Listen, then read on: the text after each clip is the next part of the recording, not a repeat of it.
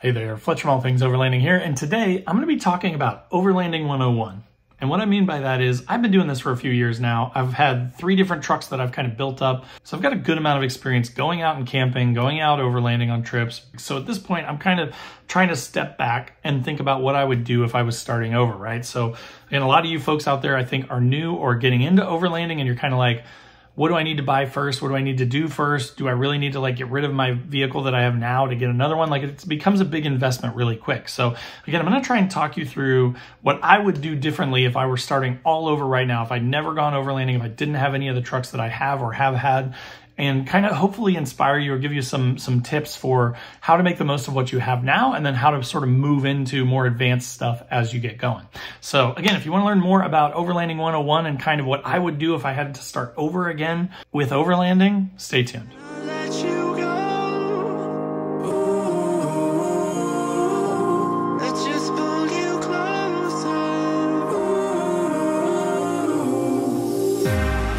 Understand where it came from, but you got it, my got it. It began in the land of the sandstorm. I fought it, though I wanted everything to do with what you gave to me. All right, so for those of you that are brand new to this and don't really know what this is, or you're just starting to get into it, let's do a quick definition of overlanding. I know everybody has their own definitions, but mine is basically just vehicle-reliant travel. Period. I try not to gatekeep. I try not to engage in a bunch of arguments about, well, that's just car camping or that's just camping and that's not overlanding. And everybody wants to talk about it. Everybody wants to exclude people. I mean, it's been like that for as long as there's been time, right? They're just, people are always looking to say, I'm better than you because I crossed an international border, or I'm a real overlander because I was out for a full month in a row without ever seeing a person. And I mean, I think we can all agree that going on a one-night trip to your local national forest and just dispersed camping, probably I wouldn't call that an overlanding trip, right? Although I am relying on my vehicle. So there's just gray area there, right? And again, to me, that is a sort of a stupid argument, right? What are we trying to accomplish? Why would I have a conversation with you where I'm like, well, you just went camping for a night? What does that really achieve? Call it whatever you want, right? Camping, overlanding, whatever. But if you're relying on your vehicle, right, that's kind of, to me, the difference between just camping and overlanding is even if I go for a night or two, again, on a camping trip, if my truck has 200 amp hours of built-in house battery power plus a starter battery plus solar, and I can really keep that thing topped off and I can run my truck indefinitely without having to go to town, right, without having to go back to civilization. If I have a refrigerator that can keep my food and drinks cold, if I have, a rooftop tent that I sleep in, if I have everything that I need on that truck, that's kind of what I'm going for with overlanding. Now, again, if I go for a one-night trip, I would just call that a camping trip, but I'm doing it in my overlanding vehicle, right? That's what I would say.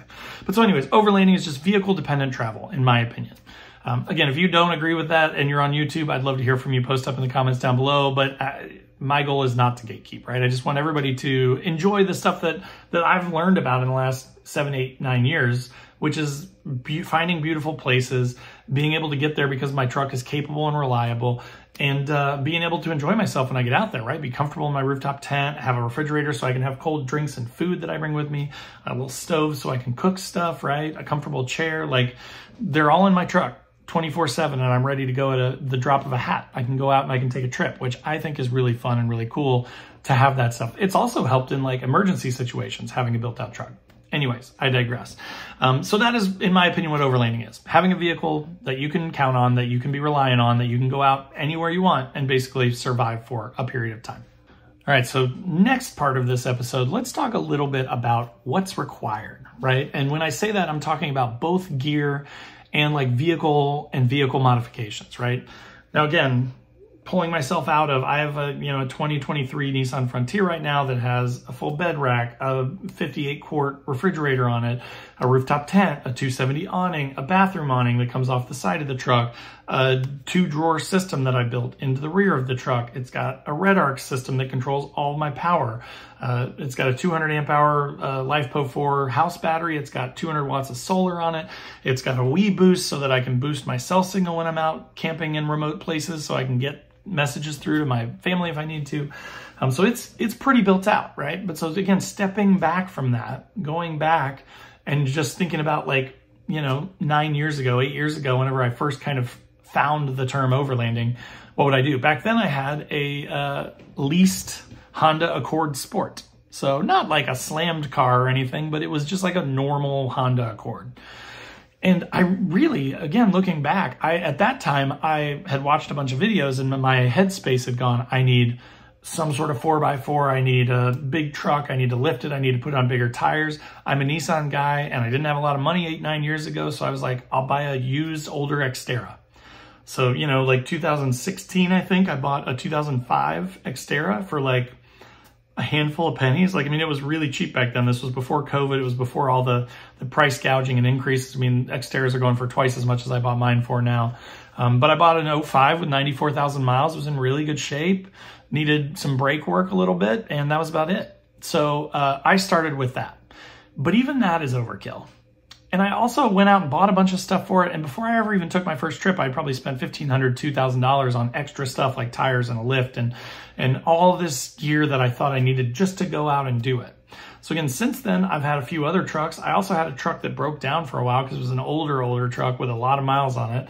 And at that time, I had a second car that was a Lexus IS350, 07, older one, 120,000 miles on it, good little car. But I had that thing and I was like, well, I'm not going to not go camping even though my truck is broken, right? So I threw a tent in the back of that or a hammock, depending on the trip, and threw like a refrigerator in the back seat and plugged it into a power bank. And I just went out there in my Lexus and I camped. And it was fun. It was actually, in some ways, a lot more fun because the Lexus is more fun on the road. It's got heated seats. It's a little more luxurious than my old truck was. So in some ways, it was really a lot of fun. It was very stealthy, too. Like, everything was just in the trunk or in the back seat. So, like, you really couldn't tell that I was, like, you wouldn't have ever looked at that car and been like, oh, he's definitely going camping. But in my truck, it's like, that dude's definitely going camping, right? So, again, if I had to do it all over again, if I went back, I loved my Xterra, don't get me wrong. I'm not saying I wouldn't buy the Xterra, but I probably wouldn't have bought it quite as quick. And I definitely wouldn't have bought all the modifications and the lift and the tires and started trying to build this thing out. I pulled a back seat and started building a drawer system into it, like within the first year or two that I owned it. Like, I mean, I was all in. I was like, this thing is going to be a dedicated overlanding rig. And it had some downsides, right? When I pulled the seat out, then it was real tight to get my 2 kids in the back and the wife in the front. Like it became really tough to take actual camping trips with the family because I built it for a solo overlander, right? So again, if I was going back to the beginning, I think what I would say is always just start with what you got. Because you may not like it, right? You may find that you don't need all that stuff. There are a ton of people that I talk to that are kind of like, man, your rig is way overbuilt. And I'm like, I agree with you, right? Like, I'm just really into it and I have a YouTube channel about it. So, of course, I'm going to overbuild it. But, I mean, I have a ton of people that are just, they've got some Plano crates that they throw in the back of their truck, or they've got, you know, a couple of duffel bags or whatever that they'll throw in the vehicle when they're ready to go on a trip. And they go out and they have just as much, if not more fun than I do, right? So, starting over, I would definitely say, get your feet wet. If you've never gone really dispersed camping, that's step one, right? Take whatever vehicle you've got now, look at your local national forest, look at some places, maybe even just go to a state park campground or something to start, just to kind of get used to your gear, test things out, see if everything works.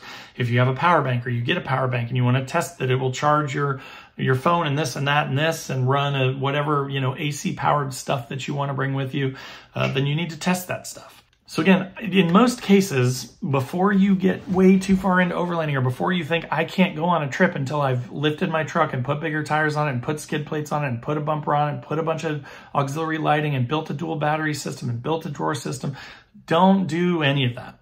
Go out 3, 4, 5, 8 times and just camp. And I can't tell you how many people I've given that advice to and then they've come back and been like, man, I went out the last 2 weekends and my cooking really sucked. Right? Like my food got warm or my steak got soaked from the ice melting in my cooler. So I think a fridge is in my future. You know, like they figure it out instead of just watching a bunch of YouTube videos, which is kind of what I did, if I'm being honest. And then going out and buying all the things before they really go with what you got, see what you like and what you don't like, see if you're comfortable when you're sleeping, right? That's important. If you go and you're in a tent with, say, like an inflatable mattress on the ground and you don't sleep worth a crap, you need to address your sleeping situation before you need to go buy a dual battery and a fridge and do all that stuff, right? You need to be comfortable when you sleep. So you'll learn stuff. I went through so many phases when I was starting out. I started out with a $50 Coleman pop-up tent, and I was laying on the ground. And then I got one of those inflatable mattresses, and that improved it a little bit, but it still wasn't great. And then I got a cot, and I had a cot with a memory foam mattress on top of it, with my sleeping bag on top of it. That was pretty comfy. But then I'm like, man, now I have this tent, a cot, a sleeping bag, a memory foam thing that I got to roll up and take with me. I mean, my whole back seat was full of stuff just for me, just to go camping. So that's when I'm like, you know what, a rooftop tent started to make sense. And then I progressed through it, but I wasted so much time and so much money on that stuff as I went. So again, what I'm saying is just don't go out and spend $3-4 grand on a rooftop tent because everybody else has it or it looks cool, right? That may not be for you. You may not want to climb up and down every night. You may not want to get down to go to the bathroom every night or multiple times a night if you get up a lot to pee in the middle of the night. So like, just start with what you got. Really put thought into it too. Like, the other thing is not just to go and be like, oh, I didn't sleep good, I should go spend $3,000 on a rooftop tent. It should be, why didn't I sleep good, right? Like, what was not good about it? Is your tent really crappy and it's hard to set up and it took a long time, but then you slept okay once you got it set up? Maybe you need a different tent, right? Maybe you need a Gazelle or something that's easier and quicker to deploy and tear down. If you've got, like I mentioned, a bunch of stuff, cot, tent, memory foam, sleeping bag, pillow. When you get to that point, you're like, man, I have so much stuff. My whole trunk is full of just my sleep solution, right? Then can you get smaller stuff? Can you get more efficient stuff? Can you get better quality gear, right? Instead of wasting money buying a bunch of cheap, crappy stuff off of Amazon and then figuring out that you're freezing to death in the winter because you bought the $40 sleeping bag instead of the $200 Sea to Summit, like you could have just spent that money the first time on a really good sleeping bag and it would last you a lifetime, right? Right. So there's just ways to kind of suss out what you need without spending $1 million. And also never, ever keep yourself from going because you don't have a piece of gear. And obviously, if you're not safe, you don't want to go out if you're not safe. You don't want to go out if you don't have a toilet, right? And you're going to have to deal with that. You need to be prepared, but just have the basics and take what you got and go. So now, as far as vehicle and vehicle modifications. So we've touched on it a little bit, but vehicle and vehicle modifications, again, if you just have something that's reliable, that's step one, right? You could just hit gravel forest roads, you could hit dirt roads, you could even do some 2-track stuff. You just got to be careful and be willing to turn around if you come across like a mud puddle or something that you're like, I don't know if I could get through that, right? Before you start modifying, figure out what kind of overlanding you like, right? There are a ton of people that I see all the time in Hoosier National Forest in like a stock Honda Civic or a stock Toyota Camry. I've seen BMWs drive through the gravel roads of Hoosier National Forest. Like, if that's what you like, if you are fine with a hammock or a tent and just kind of being lightweight and having a duffel bag or two or a Plano crate or two that you toss in the trunk or you toss in the back of a truck and you go out, then you don't have to build a huge, overlanding rig that you have to deal with all the time. There are a lot of downsides to that. I have to worry all the time right now, and that's why I'm going to be eventually switching to a cap setup for security's sake. Like, will someone mess with my propane tank or my fridge or any gear that I've got down in the back of the truck, right? Will the weather get on it? Will I have a failure of some sort of gear because it got ruined by rain or dust or something like that in the back of the truck? So again, there are quite a few downsides to overbuilding a vehicle, especially if you have to daily drive that vehicle and you've got all this gear strapped to it all the time. You're decreasing fuel efficiency, you're decreasing your braking ability, you're increasing your weight. There are a lot of downsides to having a fully built rig that you drive every day. Now, if you're building it on the side and you're doing it for fun, that's totally fine, right? And again, I'm not saying anything anyone does is wrong. If you want to build, I built my daily driver. I drive this thing all over the place all the time with all this gear strapped to it. I personally enjoy it quite a bit. I see other overlanders and I wave at them, right? But you don't have to do it, right? To start, if you're brand new and you're sitting here and you're watching videos and you're like, I need to buy all this stuff, you really don't. Get out, make sure you like it. Get out, make sure that your setup is comfortable for you and that you're having a good time. Those are the main things. The same goes kind of then with modifications, right? Like, it gets really easy to overbuild a vehicle. And I will give you a good example. Like I mentioned, I have a 3rd gen Nissan Frontier and I have a 2nd gen Nissan Frontier. I have both those trucks right now. My 2nd gen is what they call Titan swapped, which is basically, it's got 35-inch tires, it's got a 4-inch lift, and it's got the track of a full-size Nissan Titan truck with the body of a Frontier on it. So it's really big, it's really tall, it has high clearance front and rear bumpers, so like, it's very capable. But also as a result of that, it's tall to get up into. You kind of have to step on the sliders to get up into the thing. It gets about 10 miles to the gallon on gas. So when I'm going on longer trips, like that Wyoming trip that I went on a Wyoming trip last July, in my new truck, I was getting about 19 to 20 miles per gallon in that. I would have literally been getting half. There were 4 rigs that went on that trip, and I would have been the one on the radio every 2-3 hours saying, hey guys, I'm out of gas. right? Like, I mean, with a 20-gallon tank, I'm getting 200, 220 mile range in that truck. Whereas on the new truck, I'm getting 350, 400 pretty easily, right? So, again, there are a lot of downsides to like overbuilding a rig. Now, is it cool? Yes. Is it capable? Yes. But look at the type of trips you want to take. I mean, here's the honest truth. I do go to Kentucky a pretty good amount because it's only 4 or 5 hours away from me. There are some pretty fun and aggressive trails down there, and the big truck does come in handy for that. But the newer small truck is way more comfortable, gets better gas mileage, it's better outfitted, it has more gear in it because I've learned a lot as I've transitioned from that old truck to this new truck on my build.